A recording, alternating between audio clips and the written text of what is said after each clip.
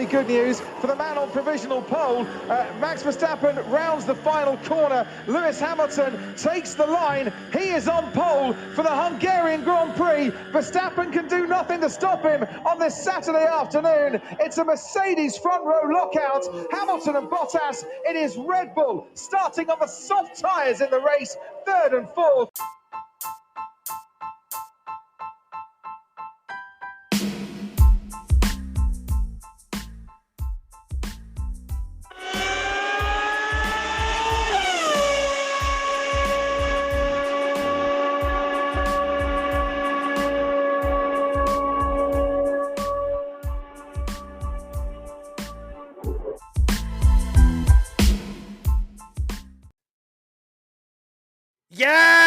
Yes! In the paddock, F1, Greeny and the cheese. That was David Croft's call on Sky Sports, courtesy of Formula1.com, as always. Yes! We are back after a fortnight's break. And where are we? Budapest, Hungary. Yes!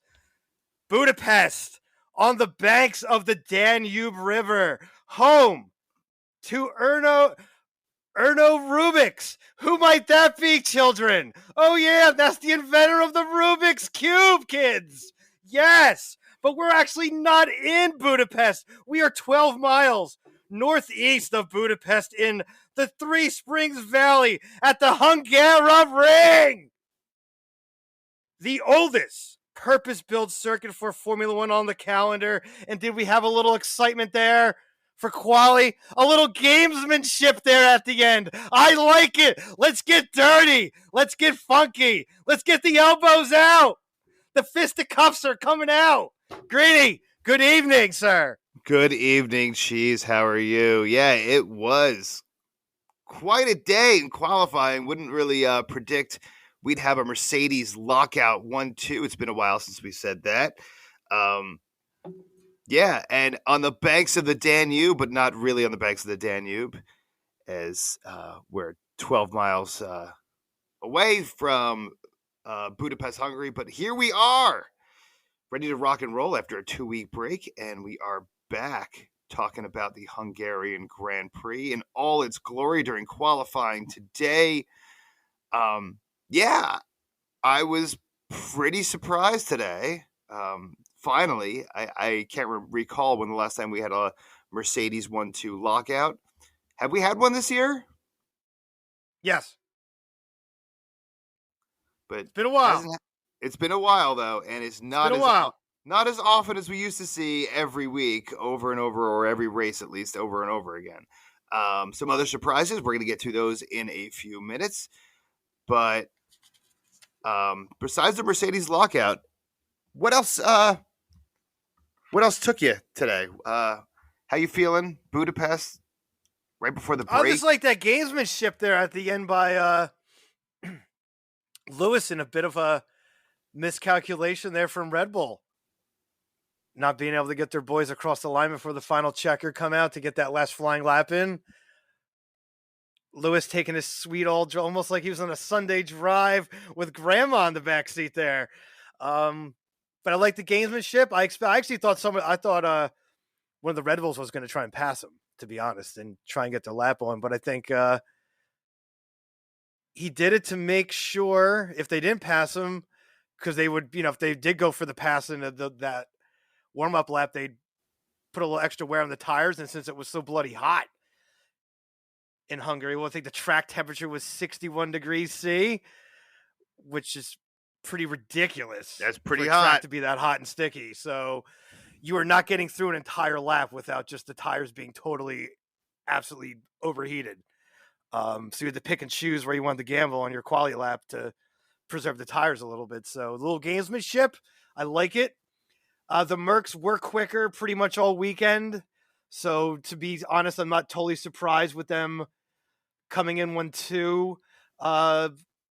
Perez surprised me not being up there, a little bit maybe closer to Max's time, but, close enough. But a little Red Bull Mercedes lining up first two rows. We haven't seen that in a while, as you said there, Michael. So it's going to be a little exciting start. A little different tire strategy going on too. Between the two teams, so it's going to be interesting. Should be a good start. Yeah, like you said, Mercedes locked out front row, Red Bull locked out second row, Pierre Gasly and Lando locking out the third row. And let's get to our surprises. Take it all the way back to Q1 because we had surprises up and down the board. It's something we haven't seen all season in Q1. So go ahead, take it away, Cheese.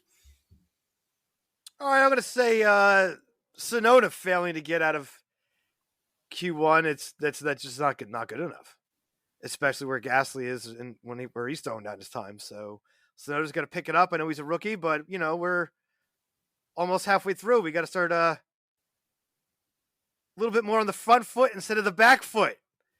And Yuki's been on the back foot here. And then Kimi finally getting out of Q1. It's been quite a while. And he's kind of driving for a job here, I think Kimi is. Because I think if we don't get some more better performances, he might, Alphas might be looking for somebody else. We are heading into the break. There's crazy talk about. It's the funny season. So Kimi's driving for his job. Listen, Kimi's driving for his job. I get that. But I think I'm taking umbrage with what you're saying right now overall, because I think you're missing out here. And the fact you didn't mention George Russell not making it to Q2 for the first time all season, that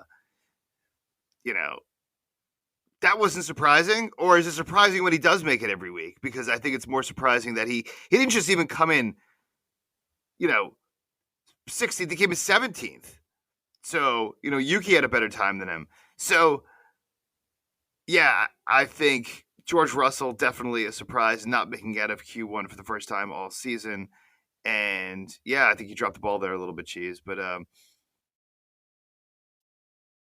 he messed up a corner and lost a couple tenths on his best lap that he had going. The Williams really didn't have pace really that much all weekend. Everybody else brought some upgrades recently, so I think Williams is a little behind on that. I think they're more concentrating on next year's car at this point. So it's a very technical track, the Hungarian. So I just don't think the Williams chassis is really there for it. So him not getting out of Q1 wasn't a massive surprise to me, to be honest. Definitely didn't help his stock trying to get in that Mercedes. I'll tell you that though. Definitely didn't help that out.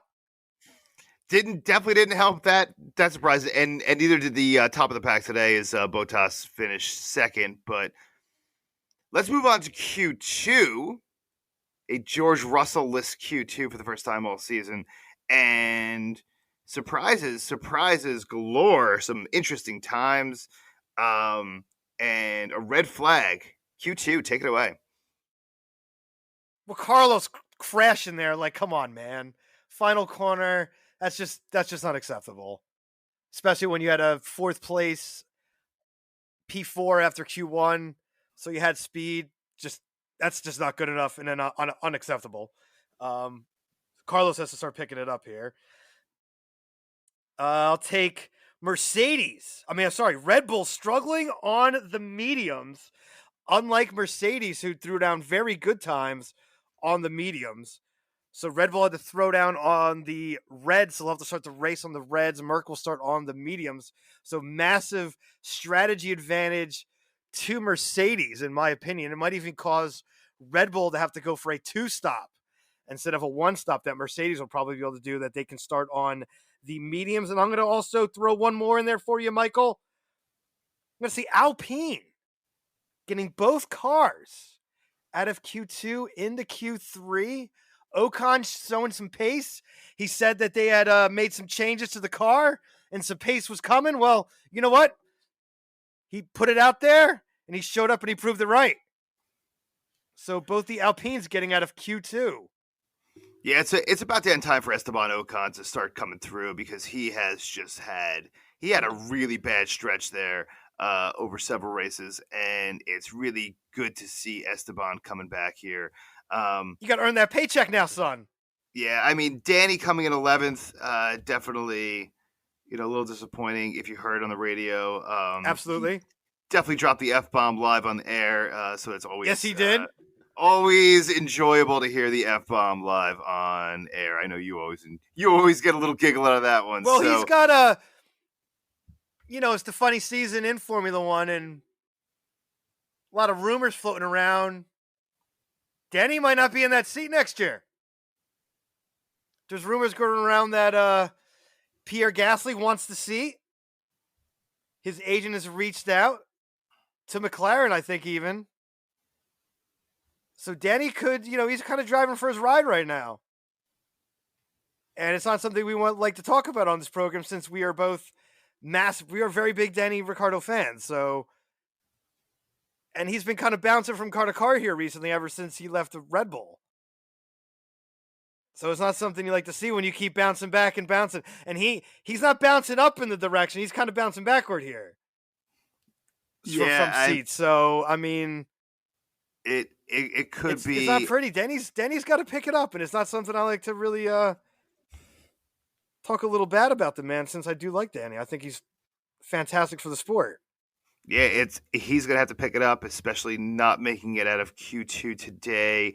Not making it to Q1. Definitely has got to pick it up in this race. He's definitely picked it up in the last several races. Definitely has gotten off the S list at least for a few races, but right back in it today. The F-bomb was well deserved for whoever was F-bombing, probably himself. And he's an early contender for Slap Your Own Damn Self award this week, because he's got to get it done. Anyway, that takes us all the way to Q3. We started with Q3. We're ending with Q3. Any other surprises besides, as we said, Mercedes, Red Bull, first row, second row? We, mentioned a lot of these guys. Anyone we failed to mention? I'm going to say Pierre Gasly. Another top 6 there. Pierre coming in the top with the 5th place. Lando continually put his, car up front.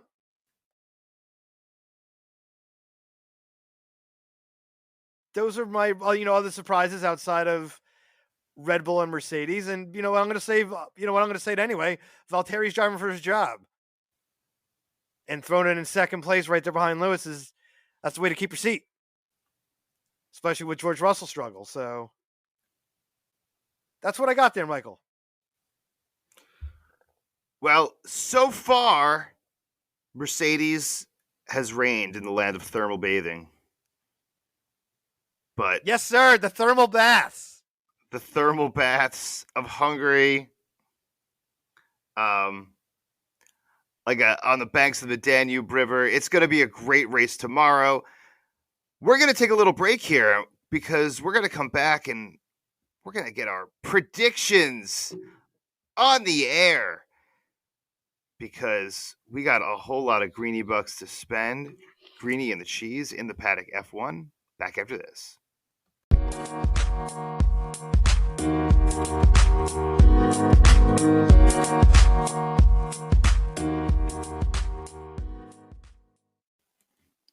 What's up, everyone? Greeny from In the Paddock here. If you haven't heard about Anchor, it's the easiest way to make a podcast. Please let me explain. It's free. Okay, free. There are creation tools that allow you to record and edit your podcast right from your phone or computer.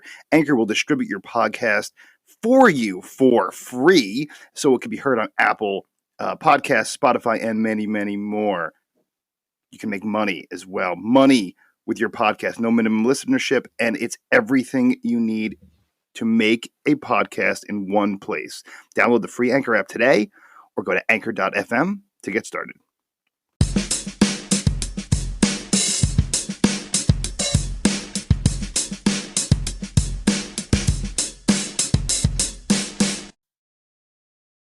Yes! Welcome back, F1 lunatics, in the Paddock F1. Greeny and the Cheese. Oh, yeah! It's time for us to make our weekly return to the tropical island. Those glorious beaches, the cannabis dispensaries that are full, the bars, the fine cuisine, to the fantasy land of Greentopia, where somehow or another you have to have two types of currency. Because you have to pay for money with something else to pay for your stuff. But the land's money, Greeny bucks, are only used for Formula One betting. And it's that time of the week. It's Greeny bucks. Yeah, I guess And we'll see. I am still Lord of Greentopia, son. Just to let you know. All right, yeah. I was going to say, I guess we'll see what happens at the end of the season. Hopefully, we won't have any carryover from season to season because I'd be in big trouble. I guess we'll cash out, see who wins, all the way when we get to past November, December, towards the end of the season. But right now, not looking so good for myself in the land of Greentopia, named after myself. But I am not the king. I'm not the ruler. It is you, my friend. Right now at 1,100 greeny bucks, and myself all the way down at 530 greeny bucks. You have more than doubled your score against mine after a Max crash out and a big dollar amount going into Max. So once again, I shift gears and change my strategy. I'm assuming you're not changing any of your strategy. Oh no, the winner! When I'm on full advance, dude, we don't have to risk anything. So, we can just keep rolling. We have no need to risk money to let you just catch up somehow. Oh no. We keep the winning strategy, son. Yeah, winning strategy stays. I'm spreading my chips out a little bit here. I'm doing something a little bit different, so we'll see how it goes. But, Cheese, my friend, where do you want to go first? Let's go biggest mover this week. And I'm going to take my usual 20 greeny bucks, and I'm going to take Carlos Sainz. I'm sure after that wreck, he's going to have to fix something. He's probably replacing a gearbox or something, I'm sure. So he'll probably be starting at the back of the pack. Has a car with a lot of pace. It is a little difficult to pass it to Hungarian, but the Ferrari has showed it's got some pace, so there's a couple spots you can pass. And I expect him to be shaking and moving. So I'm going to take Carlos Sainz, 20 green bucks, biggest mover.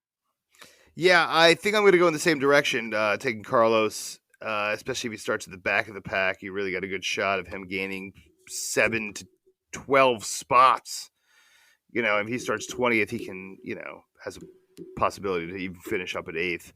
So I'm going to take Carlos Sainz, but I'm going to bet 10 greeny bucks. Oh, going cheap now, huh? Gotta take gotta start digging out with a spoon instead of a shovel. So 10 greeny bucks. I've been calling you to do this like weeks ago, but I've been telling you you're a lunatic. You didn't listen. You dug a deep hole. Now you finally came to your senses, huh? Yeah, listen. 20% of my stack. Is that right? Half of it's gone. We gotta keep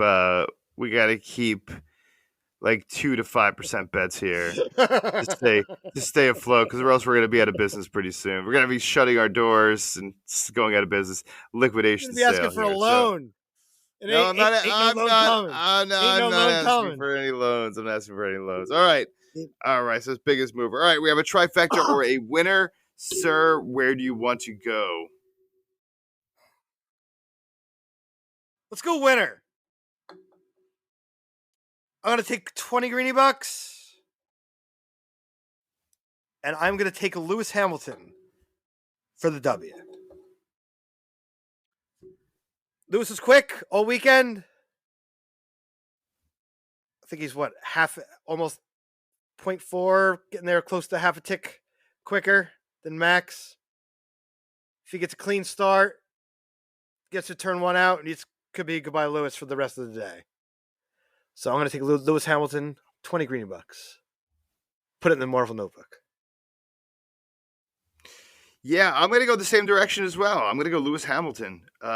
Also with 20 greeny bucks. I'm sort of confident there.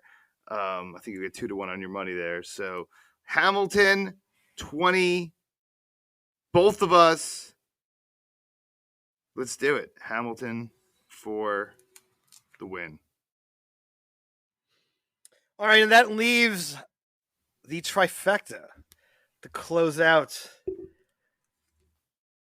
the weekly Greeny Bucks segment, one of our personal favorites. And I am going to take 20 Greeny Bucks, and I'm going to put it on a Mercedes 1-2, that going in the direction of Lewis Hamilton, followed by Valtteri Bottas.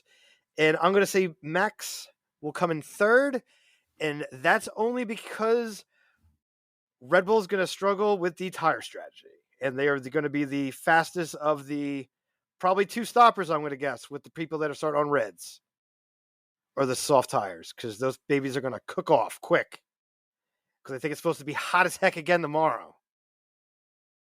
And those tires weren't handling one lap, and you're going to throw a full fuel load. Those babies are coming off, I'm going to say no more than 10 laps, max. So that's going to be a two-stopper if you're starting on the reds. You definitely don't want to be on those bad boys tomorrow. So Mercedes is on the mediums. I'm going to take Lewis, Valtteri, Max third. Yeah, I'm going to go a little bit different direction. Same box, different straight. I'm going to go with Hamilton, Verstappen, Bottas. I think regardless of Bottas's times this weekend, I know they've been better. You know, I mean, he's like like 2/10 second better a lap than Max has been. But, you know, Max just has a way to do it on race day. And, I mean, I think Lewis is going to get out in clean air and he's going to be gone. I think he's just going to be gone early. I think he's going to get a big gap, 4 or 5 seconds, you know, after the first couple laps and take off. But I think Max has an opportunity to pass Bottas at some point during the race and come in second. And I'm going to put 10 greeny bucks on that one again. So 40 total greeny bucks. So when I lose all that, I'll be at 490. And when you lose your 60, you'll be at a healthy 1040. So something to look forward to tomorrow.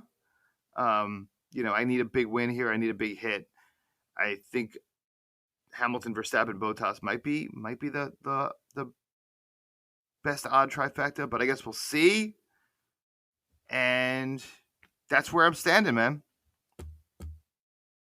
Anything to say? No.